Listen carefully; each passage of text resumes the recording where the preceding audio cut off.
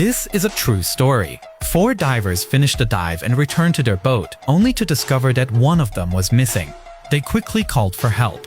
But to everyone's shock, when the rescue team found the missing diver underwater, they discovered a knife stabbed into his chest. How could someone go missing underwater and end up stabbed? The dive. This incident happened on the night of September 10, 2002, off the coast of Croatia. 5 friends had gone diving together. One of them mentioned there was an underwater cave and suggested they all explore it. But one guy was hesitant. He thought it was too dangerous and chose to stay on the boat.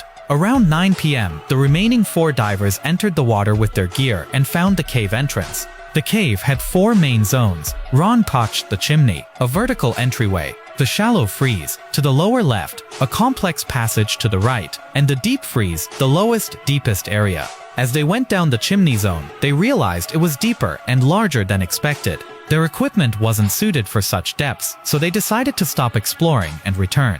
Outside the cave, the water was safer, so they split up and enjoyed their remaining time separately. Eventually, as their oxygen tanks neared empty, they all returned to the boat, except for one diver, Kuklis. Kuklis goes missing. As time passed and Kuklis still hadn't surfaced, 2 more experienced divers changed tanks and went back to search for him. First, they checked around the cave's entrance, nothing. Then they returned to the boat, got a guide rope, and went back in to search inside the cave more safely. They searched the chimney and shallow freeze areas, which were massive and pitch black, making the task incredibly difficult. Still no sign of Kuklis. They pushed deeper toward the complex passage leading to the deep freeze, but the layout was maze-like. Their oxygen was running low, and they decided to resurface and call the police. A botched first rescue. The police advised them not to dive again and wait for professional help. But the team didn't arrive until after 6 a.m. Worse yet, the 2 officers who showed up didn't seem experienced and lacked proper gear. They had to borrow some from the original divers to even attempt the rescue.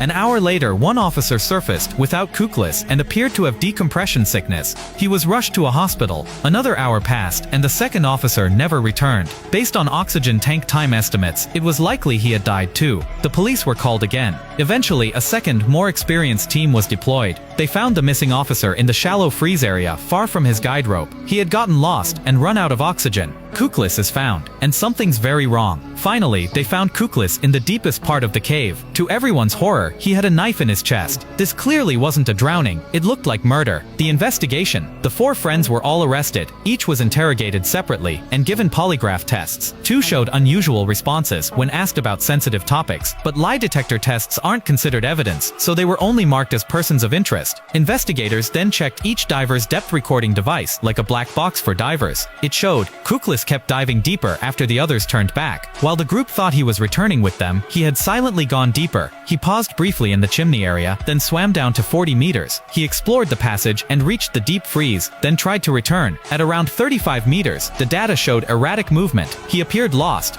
Eventually, he hovered at 40 meters for 10 minutes, and that's when he was stabbed. His body then dropped straight downward. The other free divers' devices showed they were not near him at the time. Only the man who stayed on the boat had no data, but he and his gear showed no signs of entering the water at all. Without a diving tank, he couldn't possibly have reached that depth to harm Kuklis. The team also checked if the dive logs were tampered with, but everything was intact and still attached to Kuklis when he was found. The final answer. A forensic exam revealed that the angle and nature of the stab wound matched a self-inflicted injury. No evidence was found to support a murder charge against any of the divers. Conclusion. Kuklis, having run out of oxygen and lost inside a deep cave, realized he had no way out. In a moment of complete despair, he chose to take his own life to avoid a more painful death.